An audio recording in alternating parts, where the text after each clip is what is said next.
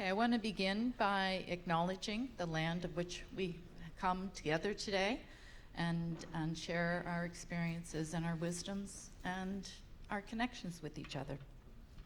So I'd like to begin by acknowledging that we are in Mi'kma'ki, the ancestral and unceded territory of the Mi'kmaq, that the territory is covered by the Treaty of Peace and Friendship, which the Mi'kmaq and Wolastoqiyik Maliseet people first signed with the British Crown in 1725. The treaties did not deal with surrender of the land and resources, but in fact recognized Mi'kmaq and Wolastoqiyik Maliseet title and established the rules for which was to be an ongoing relationship between the nations. Dalhousie University further acknowledges that African Nova Scotians are a distinct people whose contributions have enriched that part of Mi'kma'ki, which we now know as Nova Scotia, since 1604. As a settler, I strive to respect the land by connecting to the water and to the woods, and by challenging myself to environmentally be responsible. Further, I honor relationality by growing connections and strengthening existing bonds. I ask all of us to reflect upon how we honor land acknowledgements and what they mean to us as individuals and as an organization.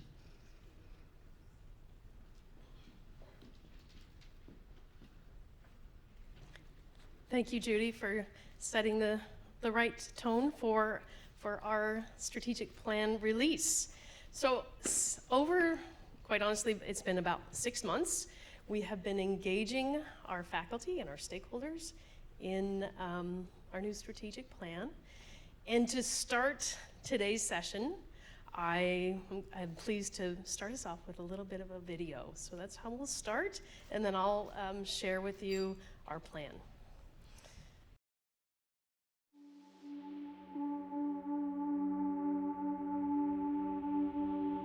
So we're in the middle of a healthcare crisis. We need to up our game as well. And until we have all of us working towards the same goals or similar goals, then I don't think we're going to be as strong as we could be, and I know that we can be. We were going through a lot, so whether that's going through COVID and then changing around some of our program because of the responses that we've had to do in order just to keep our programming going, so there was a lot happening. You even gave me this direction of, I want this to be different. But was there any fear around its differentness? I think at the beginning, I went back. I looked at some other university, other plans in the university, and I thought, that's not what I want. I don't want this 30-page document, and that's my mandate. That gave me a huge amount of confidence. And I met with a few people who said, oh my gosh, that's exactly what we need.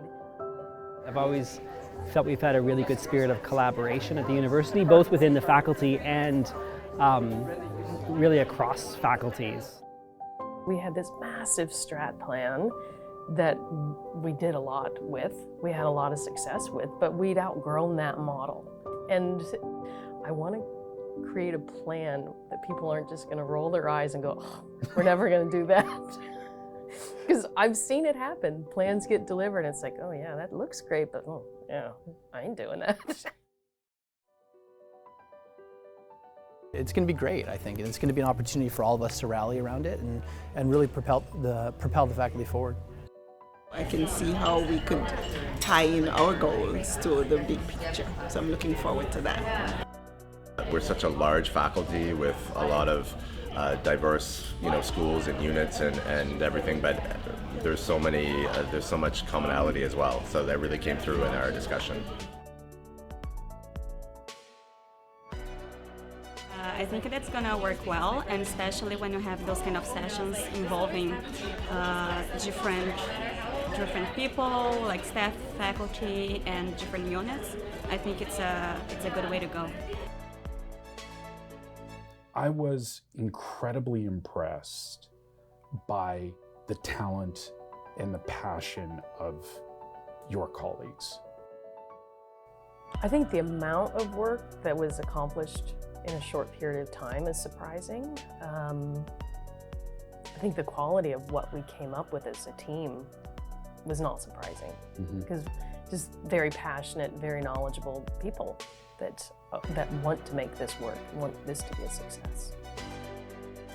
I'm really excited about this, that we engage, we explore, and we educate to advance health. And that, to me, says that we're engaging both internally and externally with our partners. We're exploring, and to me that's the research, that's the students coming in and exploring themselves within the healthcare system. And then the educate. We are educating health professionals that will go out into practice. And all of those pieces help advance health. It's had some discipline and structure, as well as allowed for some dialogue and process. We're really identifying where we're going, but also really identifying who we are and what our purpose is. So you now have your lighthouse. You're moving from planning into the doing of the work, the implementation. What do you think happens next? Oh, that's where the work starts.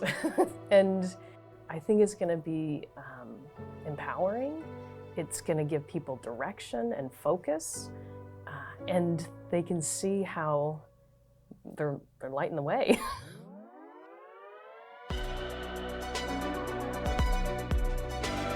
Okay.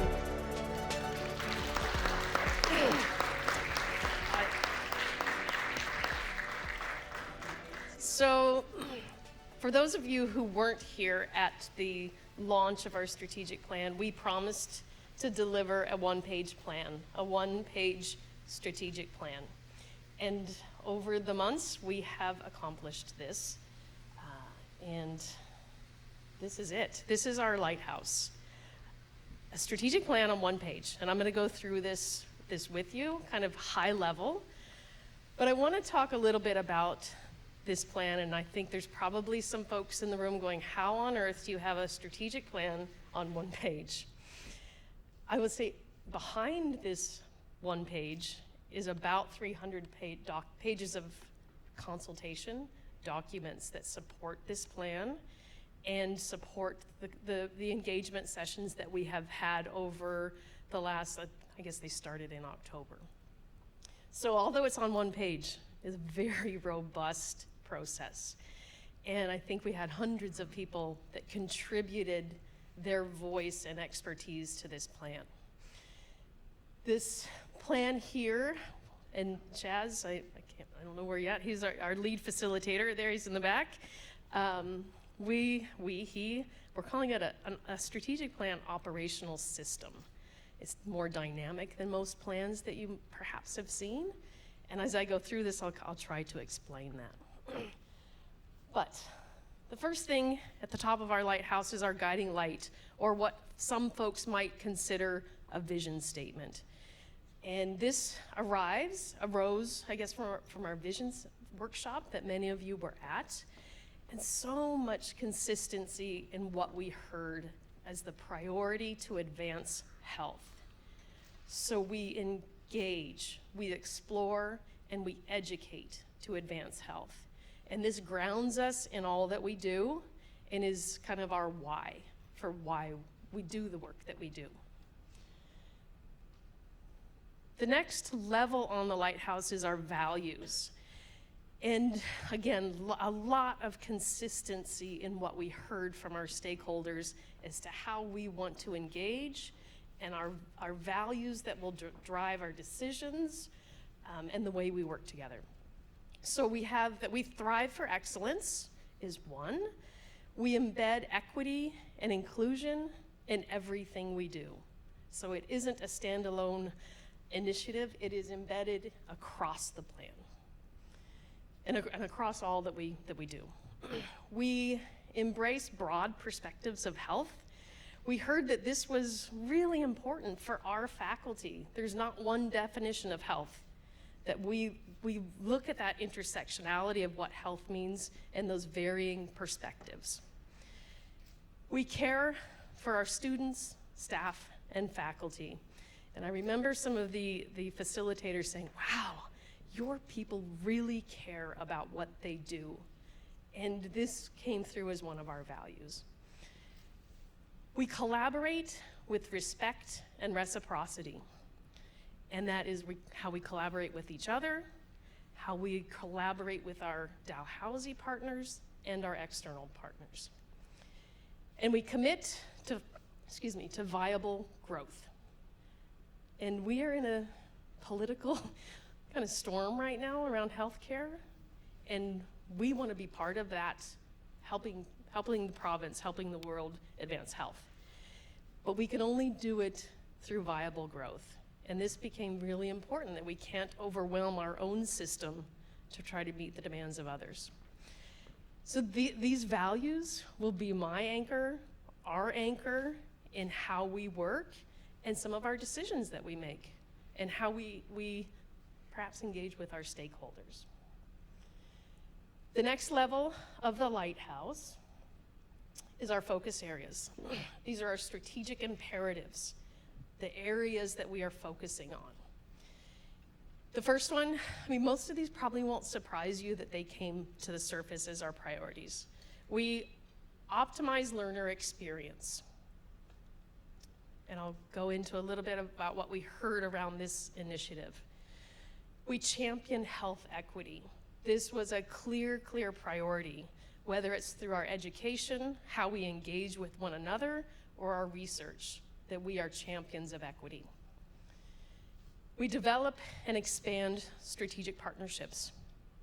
Again, I was really surprised at the stakeholder engagement. Over and over again, talked about partnerships. And partnerships with government, partnerships with Nova Scotia Health, IWK, our rural communities came out as a clear priority, as well as international opportunities came up. The next one is we boldly accelerate research and innovation. We want to step into the space where we are just grabbing those reins, so to speak, getting our researchers engaged in research, getting our students engaged in research, and kind of, waving our flag a little bit and sharing some of our really great stories that our researchers are doing. And the last one, I think this came across as really important to our stakeholders, is in the Faculty of Health at Dalhousie, we want to be the best place to work. We want to be known as a place that's inspiring, that's supportive, and where people want to come and stay. And I think we're doing pretty good, but I think we can do better. So this part of the lighthouse, so our guiding light, our values, and our focus areas. This is part of the system that will stay pretty stagnant, not stagnant, but it's not going to change much over the course of the next several years. This is the foundation of our work.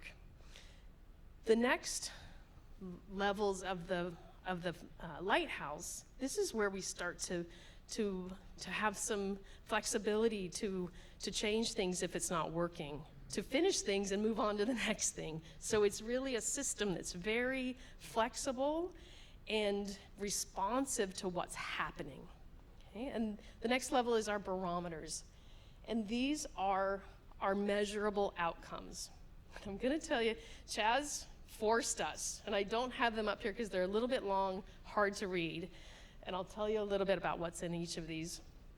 But imagine a group of academics trying to put metrics on what we do.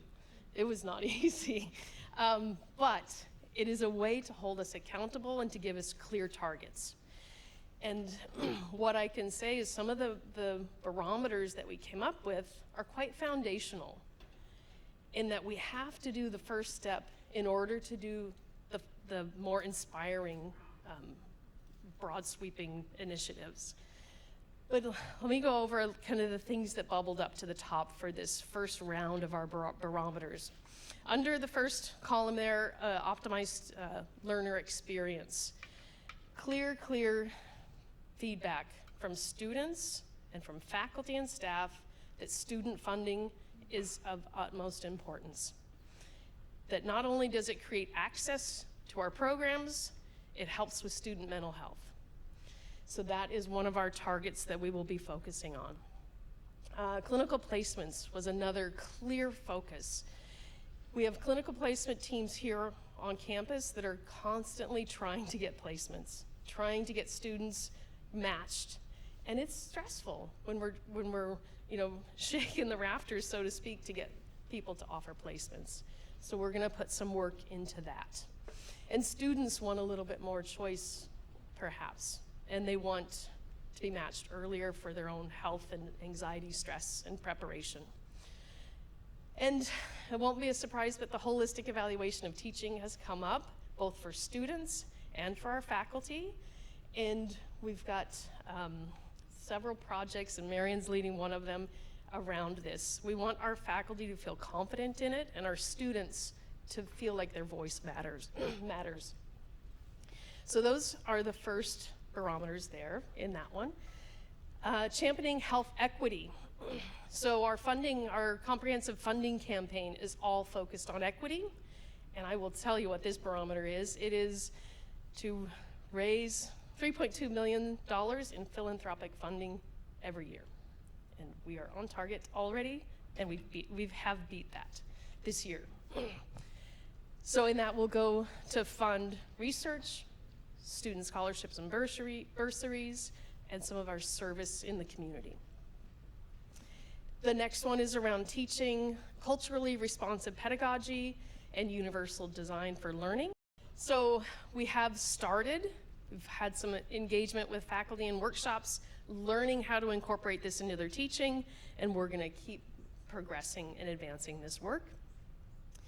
And the third one under here is professional development.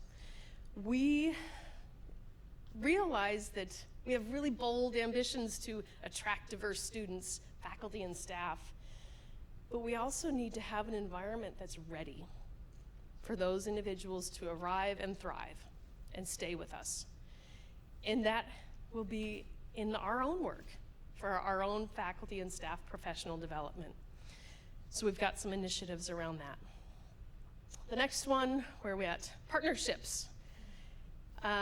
We have some initiatives around developing and expanding rural partnerships and clinical placements, and student mobility initiatives to enable them to go to placements in rural settings.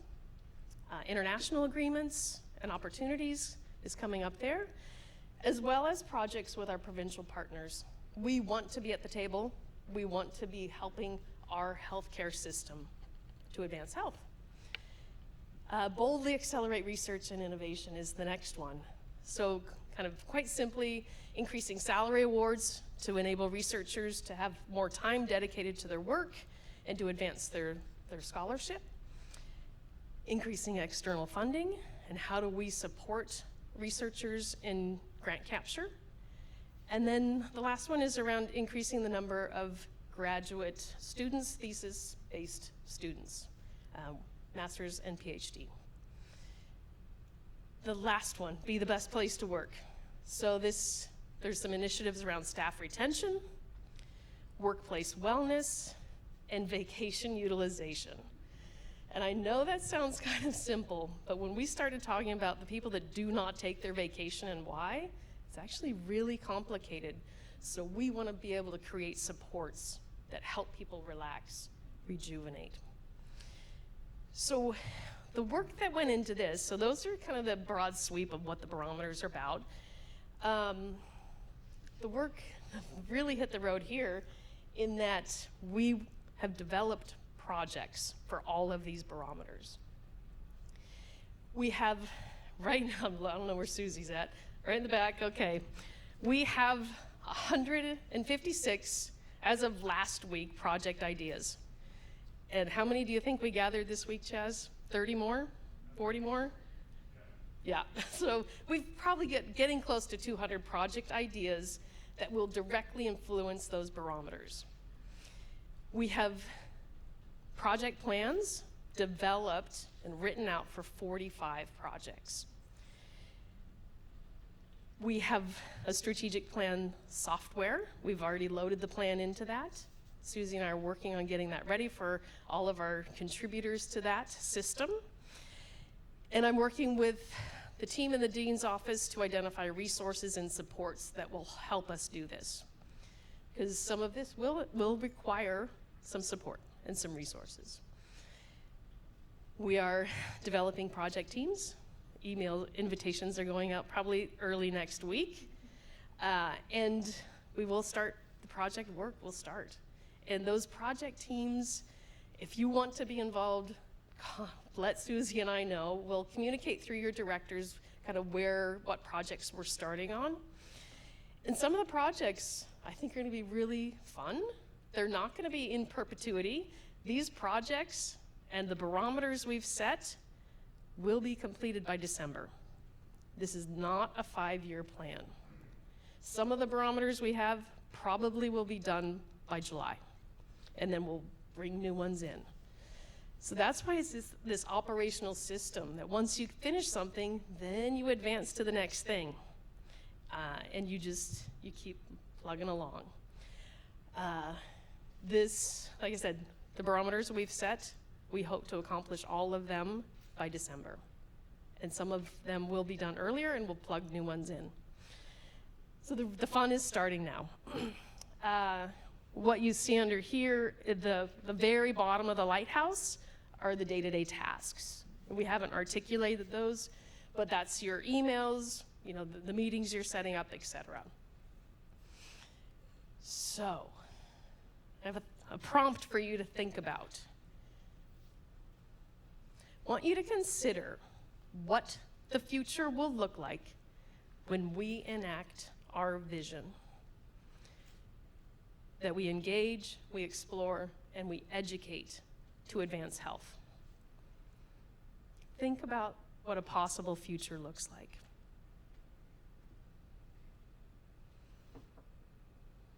Now, share what you're thinking with your neighbor, your group around you, and your thoughts about what this future would look like. And we couldn't have our last strategic engagement without some stickies. If you've been through the process, you'll know.